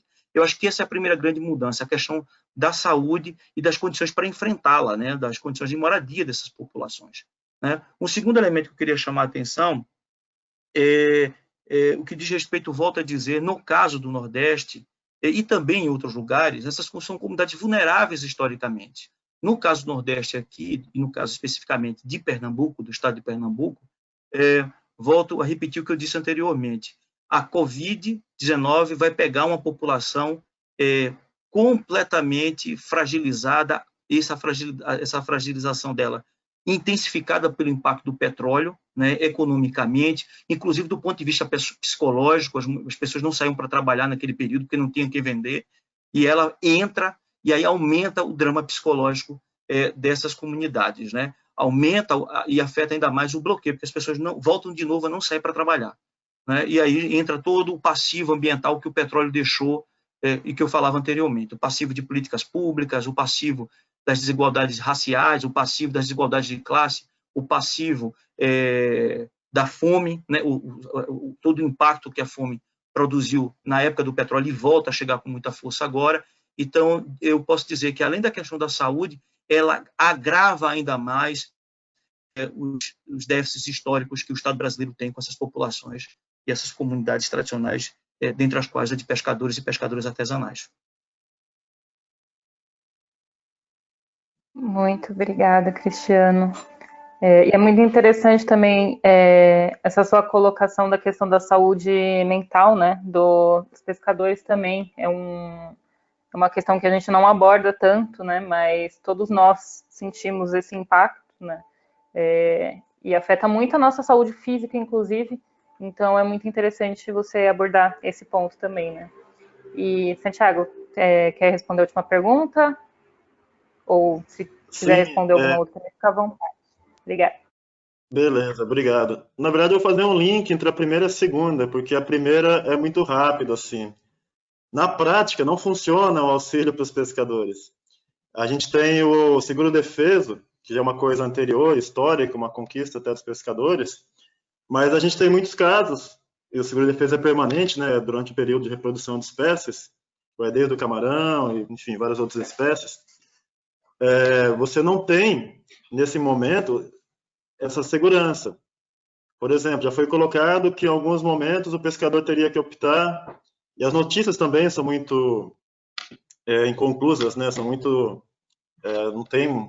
são muito, como diz assim, elas não são muito, não tem uma segurança mesmo, não tem uma profundidade. Então, o seguro-defeso para muitos pescadores tem um relato que eles não estão recebendo, e teve momentos que foi colocado que eles teriam que optar entre os R$600 do auxílio-benefício, né? O benefício emergencial, e o próprio seguro-defeso. Ou entre o Bolsa Família e o seguro-defeso. Fazer essa troca, optar por um e para o outro. A gente sabe que R$600, que inicialmente o governo ia propor R$200, mas mesmo 600 é muito pouco, assim. Então, na prática não funciona. Está tendo, como acabamos de ver, nesse auxílio também emergencial, os pescadores foram uma categoria que ficaram de fora, se brigando para que se inclua, e o auxílio do seguro-defesa é ineficaz e a gente tem muitos relatos que não recebem, né? Então, na prática, não está recebendo.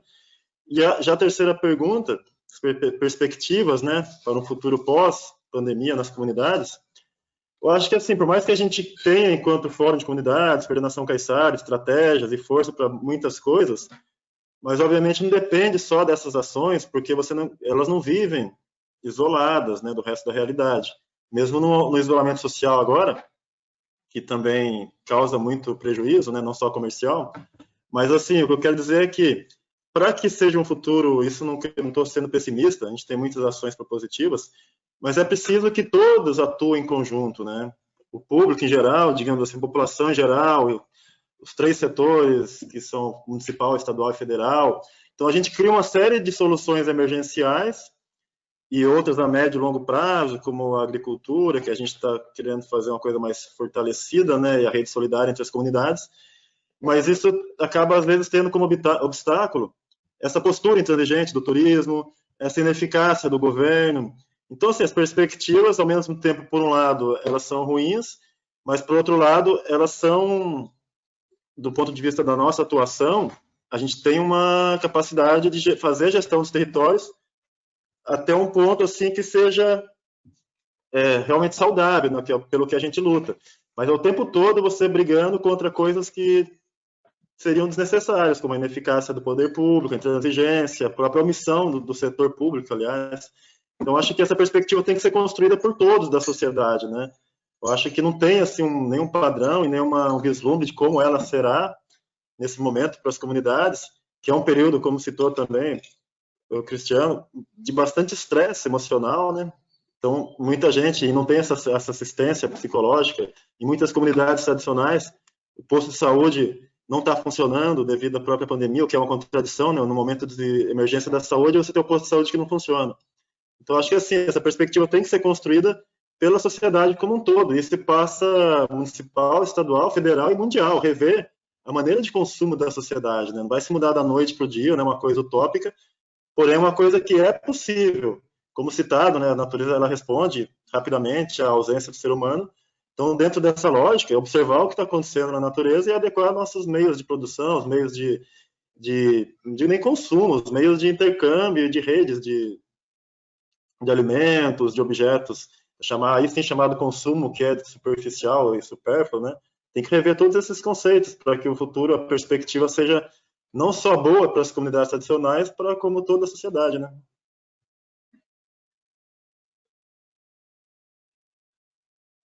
Obrigada, Santiago. A gente tem mais 3 perguntas e já vamos... temos 3.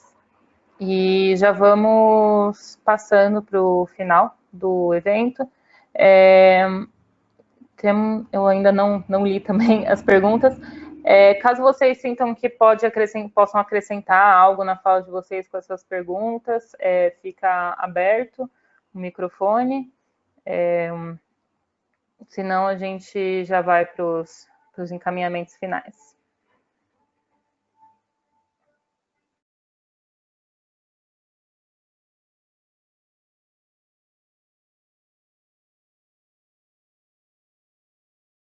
A primeira pergunta eu posso responder. Vocês presenciam atitude de solidariedade entre membros da comunidade? Sim. Os pescadores aqui, logo no começo da pandemia, tivemos 3 eventos que, como não tinha pessoa, como o ser humano não estava impactando tanto a natureza, eles foram para uma pesca e eles pescaram muitas toneladas de peixes. E aí, o que foi que eles fizeram? Eles distribuíram esses peixes para toda a comunidade, as comunidades. Eles distribuíram esse peixe para todas as comunidades. Na semana seguinte, tivemos o mesmo evento. Muitos peixes, como a comunidade já havia sido assistida, esses pescadores pegaram os peixes e levaram para um engenho próximo, que também estavam com muita dificuldade. Então, sim, as pessoas estão se ajudando, as pessoas estão se apoiando, pelo menos aqui, né, na comunidade que eu vivo, como a comunidade, nós somos todos uma família, somos uma grande família, então, um apoia o outro, pessoas com sítio, com macaxeira, que não vendeu a macaxeira porque não tinha para quem vender, então eles doaram suas frutas, jaca, macaxeira, peixe, então aconteceram, né, no começo, principalmente, doações da comunidade para a comunidade.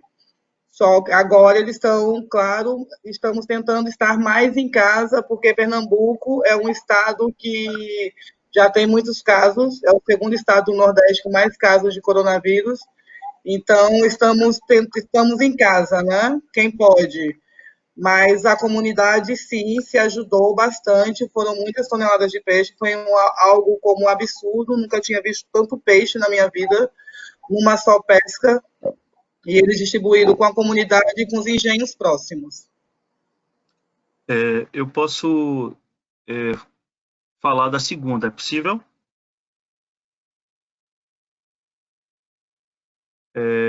Então, se todo mundo está em silêncio, eu vou responder, tá bom, pessoal? Viu, Bianca? Sim, é possível.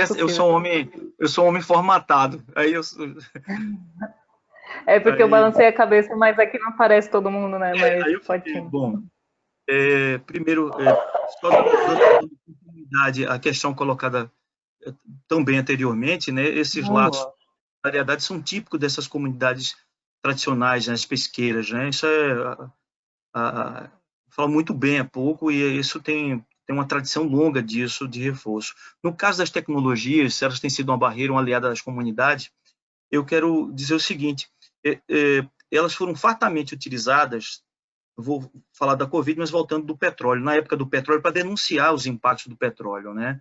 As imagens de celular, enfim, todas as denúncias feitas a partir das redes sociais, da internet. Isso foi um instrumento valioso de combate político dessas comunidades, e também tem sido agora também, né? Há pouco o Santiago falava, na sua primeira exposição e intervenção, sobre uma rede, o Observatório da Pesca e do Covid, que foi criado com o envolvimento de vários pesquisadores e pesquisadoras, pescadoras e pescadores, né? E suas instâncias de representação política, né? Movimentos sociais.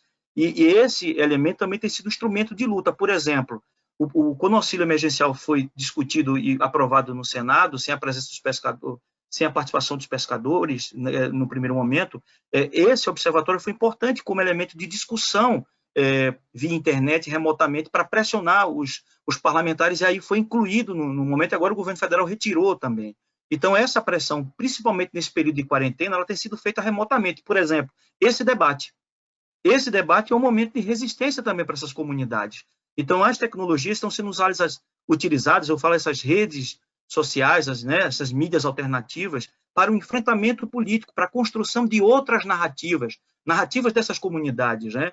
Eu digo isso porque nós, lá do Núcleo Humanidades, Mares e Rios, o NUMAR, e o Laboratório de Estudos Rurais, vinculados lá tanto ao Departamento de Sociologia como ao Programa de Pós-Graduação em Sociologia da UFPE, nós temos trabalhado com esta dinâmica. Os podcasts, não é à toa que tem o nome Vozes da Pesca Artesanal, são falas dos pescadores e das pescadoras, são os sujeitos principais atingidos, e é feito em parceria com os movimentos sociais. Nesse aspecto de denúncia, de construção de propostas, de elaboração de uma outra narrativa, de enfrentamento, inclusive, e até mesmo agora, eu acho, de construção de saberes, a gente tem que aprender a utilizar isso, sem dúvida nenhuma, como ferramenta de saberes e do próprio saber fazer científico em consonância, em aliança com essas populações tradicionais, essas ferramentas vêm a somar, sem sombra de dúvida nenhuma, e principalmente nesse momento do Covid. Se não fosse essas redes sociais, a gente estaria em silêncio, essas populações estariam ainda mais silenciadas nas suas demandas, mais silenciadas ainda nos impactos que vêm sofrendo historicamente, e eu volto a dizer, no caso do petróleo e agora da Covid. É graças a essas redes sociais, essas novas tecnologias, que a gente tem feito o bom debate e o bom enfrentamento e, digamos assim, a boa batalha.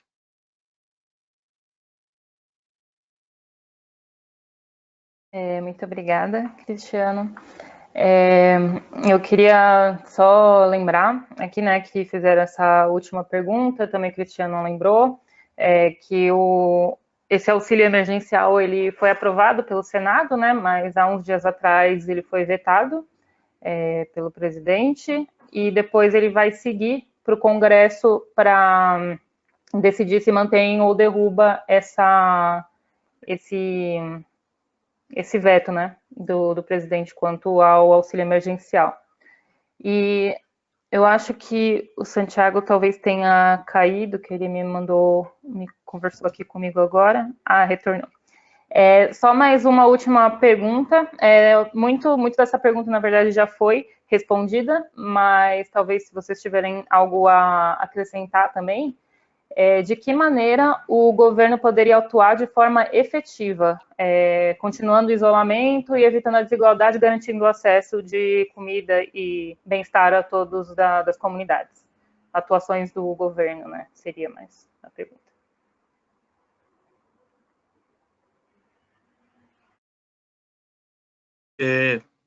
Bom, eu não sei se o Santiago vai falar agora, eu não sei se a linha caiu, se a Noela quer falar também. Não sei como é que está a sequência, viu, Bianca? Me diga aí.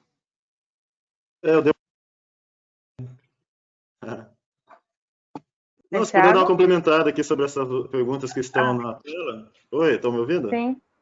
Sim, pode complementar.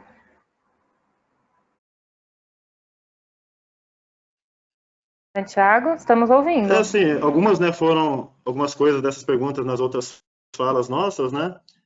A solidariedade, vou dar o mesmo, sobre a solidariedade, o mesmo exemplo, dando aula, houve sim aqui pescadores que tiveram uma grande pesca no momento, e além de vender, em alguns casos, com preço mais acessível, dependendo dos casos, houve muita doação. A gente teve pescador em Trindade que, assim que, aí já linka até com a segunda pergunta, né? Assim que ele estava no barco ainda, voltando com mais ou menos 600 quilos de carapau, ele já saiu mandando mensagem para as nossas redes, avisando, né? Que estava com essa quantidade de peixe. Então a tecnologia ela tem ajudado bastante, apesar que tem limitações, em determinados lugares a internet não chega, não alcança muito bem, em algumas comunidades, mas para alguns casos, como esse exemplo da solidariedade, ela foi muito útil, tem sido útil para as nossas reuniões do fórum também, que são todas virtuais agora, das articulações de logística, da própria entrega das cestas. Então a solidariedade está funcionando também com produtos da roça e da pesca, junto com a tecnologia, né, que é o que a gente mais tem usado agora. E sobre os auxílios emergenciais, a gente falou, né, na outra pergunta, eles estão muito ineficazes, né, não estão funcionando e nem complementando. Na verdade, o pescador não está nem contemplado nesse auxílio.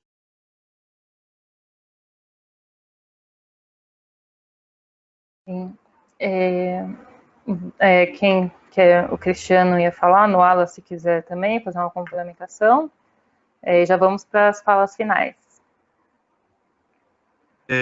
Em primeiro lugar, eu acho que é a questão de estender nesse período o que algumas pessoas chamam renda básica universal para essas populações, para todas as populações, né? Você vê medidas de governos em outros países, mesmo conservadores, tendo uma ação, no ponto de vista econômico, muito mais forte do que acontece aqui no Brasil. E a gente sabe os motivos disso, né? A gente sabe os motivos muito claros disso, né? Seria redundante aqui retomar, mas o desrespeito, por exemplo, às populações tradicionais, sistematicamente, né? Não só as populações tradicionais, mas eu acho que a qualquer coisa que tenha a ver com política de inclusão social é encarada de forma muito pejorativa, né? E muito refratária a ação do governo federal. Do ponto de vista dos governos do Estado, para também não ficar só na crítica do governo federal, esse sim, digamos assim, é o principal sujeito de ataque, de omissão de ataque a essas populações pesqueiras, né? Mas também por parte de alguns governos do Estado, você não sente o mesmo empenho também em resolver essas questões. Eu volto a dizer, os Estados têm os fundos de meio ambiente e os fundos de compensação ambiental. Eu acho que, neste momento, estes recursos deveriam ser destinados a essa população e não a empresas, não somente a empresas, que historicamente é o que acontece. Mas somente o mundo empresarial absorve esses fundos de meio ambiente, né? Nós estamos reivindicando isso aqui como integrantes da UFPE, nos fóruns que aqui participamos, né? Essas ações efetivas. Aqui, no caso do Nordeste, tem o consórcio Nordeste, que indicou, inclusive, a compra de alimentos pesqueiros para tentar também enfrentar essas questões. Então, neste momento, eu acho que cabe, sem dúvida nenhuma, o papel do Estado na construção de alternativas, evidentemente, conversada, dialogada numa construção coletiva com os movimentos sociais e a academia. Né? E eu acho também que a academia aqui tem um papel fundamental. Né? Felizmente, temos sujeitos dentro da academia que conseguem dialogar com a comunidade, estão fora dos gabinetes, mesmo remotamente. Né? Eu acho que isso deve ser espalhado ainda mais dentro da academia. A academia tem um papel fundamental agora neste debate, não só agora do Covid, mas do pós-Covid, né?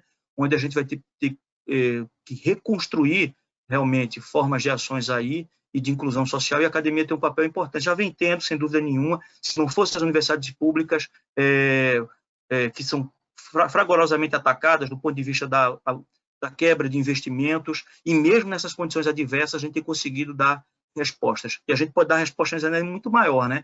Se de fato o poder público federal construísse uma política científica que valorizasse ainda mais o que a universidade já tem feito com muita qualidade, tá bom? Então eu acho que é essa concertação social envolvendo, seja os poderes públicos, seja os sujeitos sociais diretamente impactados por isso, e também a academia e seus movimentos sociais também, no caso das comunidades pesqueiras. Eu só queria complementar, né, continuar o que o professor falou, dando razão a tudo que ele falou e dando ênfase, que o município de Pojuca, ele é a galinha dos ovos de ouro de Pernambuco, ele é o segundo estado mais rico de Pernambuco. E as pessoas não era para as pessoas estarem desassistidas. Esse dinheiro que existe para emergência, além do governo federal, do governo, as prefeituras também têm esse dinheiro. E não está indo em direção para a comunidade pesqueira, para as pessoas. Tem visto que Pojuca, a maioria da população de Pojuca são pessoas de baixa renda. Nós somos do mar, é um município de praia, e as pessoas estão sendo assistidas, ajudadas e apoiadas pela sociedade civil. São as pessoas comuns, né, que estão mais preocupadas com a estabilidade das pessoas, financeira, psicológica, pessoal. E era importante, não só o governo federal, o governo estadual, os governos municipais, que os municípios também têm muito dinheiro, eu falo por Ipojuca, usar parte desse dinheiro para poder suprir as necessidades básicas das pessoas. Alimentação, higiene, limpeza, porque as comunidades são muito pequenas, com pessoas juntas uma perto da outra, e o que vai acontecer se as pessoas começarem a sair se 2, 3 pessoas na comunidade adoecer, toda a comunidade adoece. E é bom prestar atenção nisso. Muito obrigada, Nuala. Alguém quer fazer mais alguma complementação em relação às perguntas? Se não, eu vou abrir para as falas finais. Só sobre essa última pergunta, pode ser rapidinho? Sim, forma claro, da qual o governo... Então, na verdade, assim, existem várias, né, possibilidades em que os governos deveriam atuar, que vão além dessa questão da cesta básica, como foi colocado, que é estrutural, a gente vê como estrutural. Então, desde conseguir fazer realmente com eficácia a fiscalização, aí é mais nível municipal, que seja, mas também infere no estadual, porque aqui a gente lembra que tem essa questão das unidades de conservação. Então, assim, elas criminalizaram muito as populações, mas nesse momento em que a gente precisa delas e que é dever delas estarem protegendo as suas chamadas áreas, né, protegidas, então, assim, elas estão se mostrando muito ineficazes sobre a alegação e argumento de falta de equipe, enfim. Antes da pandemia, você via viaturas de polícia militar ambiental o tempo todo nas comunidades, olhando para o que faziam as comunidades. Depois da pandemia, você não vê uma viatura, nem de polícia ambiental, nem guarda civil. Então, começaria, assim, num panorama municipal, com a fiscalização, né, estadual, apoiando as comunidades, porque aqui a gente fala nessa questão do turismo. Outras seriam as questões mais estruturais, ir além das questões da cesta básica e mantendo-as, né, mas também mantendo uma questão que é essencial, que é o direito à agricultura dessas comunidades, que por N estudos já foi comprovado pela academia que não é prejudicial ao meio ambiente, ele infere em manejar o meio ambiente. Então, você retira árvores, retira, você abre algumas áreas, abre, mas isso é a partir do conhecimento ancestral que a própria academia já ratificou em muitos estudos, né? E tem os ajustes também, o que a gente chama de agroecologia, essa união de saberes, você casa o tradicional com o acadêmico. Então, assim, essa estrutura toda, o apoio à rede da pesca, também não só com benefício, que é uma crueldade não colocar o pescador nesse benefício, mas fazer coisas nesse sentido, né, que a gente vai continuar cobrando, mas que o governo está longe ainda de suprir isso, e quanto mais num tempo de pandemia, que deveria ser o primeiro a atuar, né, porque os impostos continuam sendo cobrados e tudo mais, né, então é cobrado os deveres do cidadão, que a muito custo ele consegue, ou tenta pelo menos, fazer a sua parte, chamar da sua parte, mas não tem esse apoio do governo, né? Então, acho que teria que ser uma coisa estrutural mesmo da sociedade, né? Uma coisa maior, mais ampla de vários setores governamentais. Obrigada, Santiago, pela contribuição. E se alguém quiser, na verdade, a gente já passou o nosso tempo um pouco, né? A gente vai abrir para falas finais, caso queiram fazer, né? Se sintam à vontade de fazer as considerações finais, e já vamos para o encerramento. Fiquem à vontade. Pronto, eu vou começar como eu comecei falando, então eu vou começar o fechamento, né? Mais uma vez agradecer a oportunidade de dialogar com a Nuala, aqui também o Santiago, pela brilhante moderação de Bianca, agradeço a Nicole pelo convite, ao programa também, pelo convite também, enfim, ao professor Turra também, enfim, todos que ficaram nos ouvindo e nos vendo neste debate, né?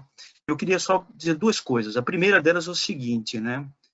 Que, infelizmente, a sociedade brasileira ela é afetada por esse problema da pandemia justo no momento onde você tem um governo federal descomprometido com as questões sociais, né? Com recuo dos investimentos públicos, com ataque à ciência, a negação do saber científico, a negação dos saberes populares, né? A ausência de políticas públicas de justiça social, um conjunto, portanto, de desconstrução histórica que não foi fácil, né? Não que fosse ideal, né? A gente tinha avançado muito, né? Precisava avançar ainda mais, mas eu acho que esse é o que agrava ainda mais essa situação, né? A gente enfrentar isso tendo como alguém que não consegue guiar o barco, né? E empurra o barco para as pedras e para um mar ainda mais revolto. Essa é a maior gravidade da situação. Porque força as populações tradicionais têm, de resistência, isso é uma força histórica dela. Capacidade de proposição, essas populações tradicionais sempre tiveram, as comunidades de pescadores e pescadores artesanais, os povos caiçaras, né, os camponeses, os índios, os quilombolas, força de criação e de sugestão a partir do exemplo do seu modo de vida, dos laços de solidariedade, das trocas, das reciprocidades históricas que ali existem, de uma outra dimensão do trabalho vista como forma lúdica, enquanto arte, enquanto liberdade, enquanto autonomia. Essas populações, portanto, com a sua existência, ensinam muito a isso, né? E, portanto, deve ser valorizado. E, do ponto de vista da academia, eu acho que todo esse cenário mostra a importância de uma ação coletiva integrada nossa, universidade, movimentos sociais, né? Enfim, acho que é um momento histórico importante para a gente repensar um conjunto de papéis e de estratégias, né?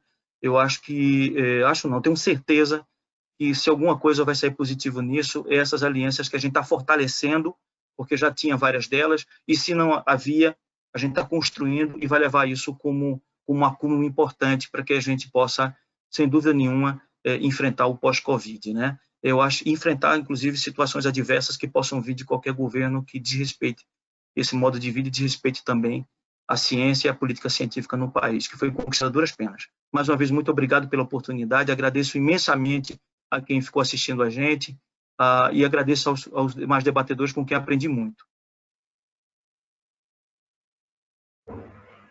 Muito obrigada, Cristiano. Santiago ou Nuala, querem fazer as considerações finais? Eu faço minhas as palavras do professor, sem muito o que acrescentar.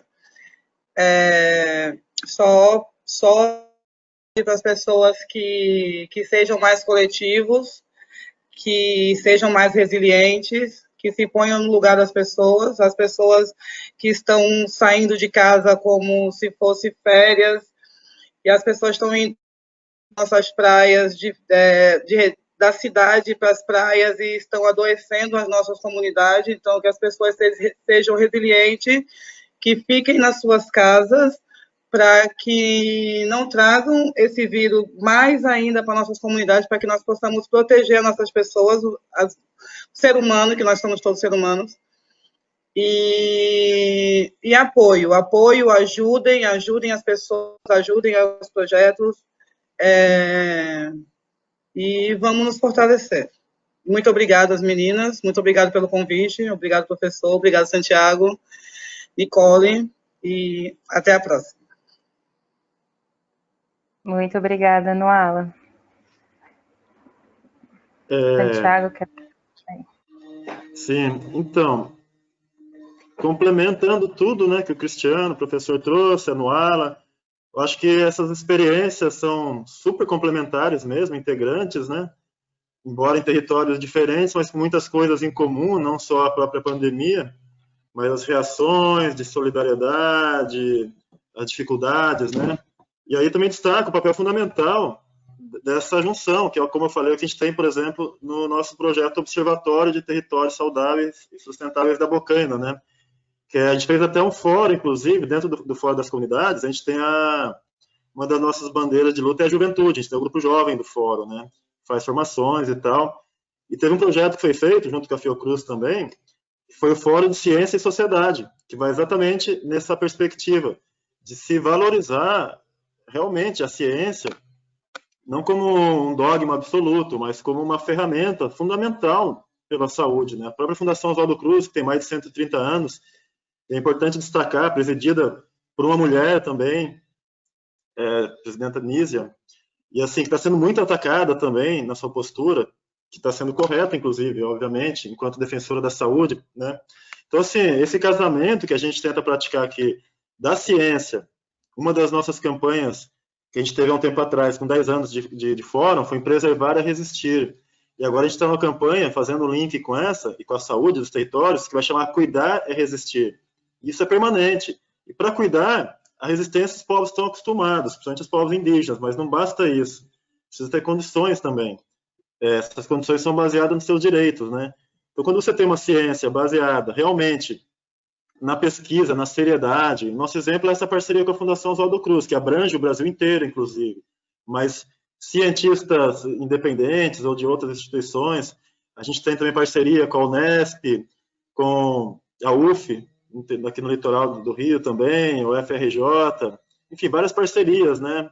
A própria USP eu considero uma parceria, que já participei de vários eventos, o pessoal do IO, da Biologia também, o Turra está sempre aqui também na região, pelo IO, a gente é conselheiro da APA Marinha, né, que é a Proteção Ambiental Marinha, mas enfim, essa questão é super importante, porque a ciência vem sendo atacada, e a opinião, ela não é, ela é claro, ela é direito de todos, mas ela precisa ter argumento. Então, quando você tem um negacionismo de uma pandemia, a qual ela pode te afetar, mesmo o próprio negacionista, sem nenhum argumento, ele tem direito à opinião, mas se é uma opinião específica sobre uma questão de saúde que envolve a todos, isso tem que ser pautado pela ciência. E a ciência, ela está em campo, a ciência, ela é ativa, ela é proativa, né? Está sendo feitas muitas pesquisas, com papel, inclusive, fundamental das mulheres também. Inclusive, foi uma mulher, eu estava lendo recentemente, que descobriu o próprio coronavírus há 40 ou 50 anos, que ela já é falecida, inclusive. Uma mulher sem um diploma acadêmico, trabalhadora, não lembro o nome dela agora, posso estar achando depois e mandando.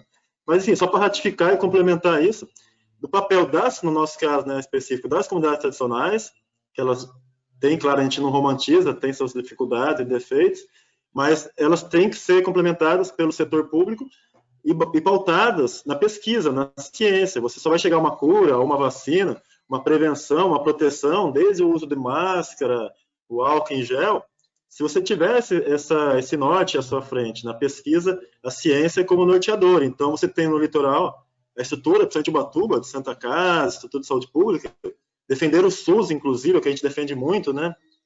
O SUS como universal e público, é fundamental. Não adianta você atirar contra essas instituições e contra quem cuida da saúde, que está na linha de frente também sofrendo muito, esses profissionais, muitos sendo mortos, sem você ter essa visão, achar que é opinião, ou que são questões partidárias, está muito agora essa coisa, né, faz um tempo já, aliás, né, polarização, mas você pode polarizar entre partidos, mas você não pode polarizar a saúde pública, ela não está em jogo, ela não deveria estar em jogo, isso não é uma questão de partido ou de opinião. Então, assim, eu acho que vai nesse caminho mesmo, só para fechar, de você estar valorizando a ciência, os profissionais da ciência, os pesquisadores, especificamente da área da saúde, mas os outros também que envolvem, sejam biólogos, oceanógrafos, e principalmente conhecimentos tradicionais, os antigos. No caso dos caiçaras, por exemplo, são os antigos que a gente fala, os mais velhos, você tem os griots, no caso dos quilombos, você tem os sábios também das comunidades indígenas, valorizar esse conhecimento ancestral, porque também essas comunidades, e os indígenas sabem muito mais disso, tratavam suas doenças e conviviam em uma relação com a natureza que não precisava dessa coisa toda de remédios químicos, que é uma indústria também.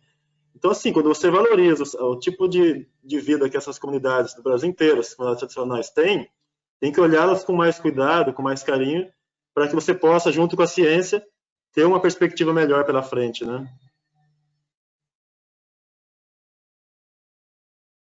Muito obrigada, Santiago. Muito boa a sua fala. Eu agradeço os três, agradeço a presença de todos também. E, né, os tempos sombrios, né, estão vindo. Nessa questão do negacionismo, tanto da ciência quanto dessa pandemia, dos conhecimentos tradicionais dos povos originários. Mas é isso, né? A resistência que deve gerar força para a gente lutar a favor da vida, né? Até, inclusive. E vou compartilhar novamente com vocês os nossos meios Nicole, por favor. Compartilhar os nossos meios de comunicação, né? Nosso e-mail, a gente vai deixar aqui no chat do lado também, o link para o Facebook, para nosso site. Lembrando também que a gente vai ter um repositório de links para arrecadação, a gente vai divulgar de forma mais ampla esses links também pelas nossas mídias, nossas redes sociais. E é isso. Muito obrigada a todos. Obrigada pela atenção de todos também, que estão prestando atenção, pela participação, pelo tempo que vocês dedicaram aqui para a nossa discussão. Acho que foi uma discussão muito rica, né? Trazer essas questões das comunidades também para dentro da universidade.